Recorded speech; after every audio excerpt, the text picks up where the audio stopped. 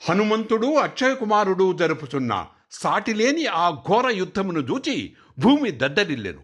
సూర్యుడు తాపము ప్రసరింపజేయుట మానెను. వాయువు వీచుట నిలిపెను. పర్వతములు మిక్కిలి చెలించెను. ఆకాశము ధ్వనించెను. సముద్రము క్షోభకులోనయ్యెను. అది సురాసురులకు సంభ్రమాశ్చర్యము గొలుపునదిగాయుండెను. బాణములు ఎక్కుపెట్టుటలోనూ వాటిని గురి తప్పకుండా ప్రయోగించుటలోనూ సమర్థుడైన ఆ అక్షయకుమారుడు మొనదేలియున్న రెక్కలు కలిగిన బంగారు పిడులు గల విషసర్పముల వలె ఒప్పుచున్న 3 బాణములను హనుమంతుని శిరస్సుపై ప్రయోగించెను. ఆ శరముల దెబ్బకు హనుమంతుని తల నుండి రక్తధారలు స్రవించెను. అప్పుడు ఆ మారుతి రక్తముతో తడిసిన గుండ్రని కనులు గలవాడై ఉదయించుచుండ సూర్యుని వలె విరాజిల్లుచుండెను.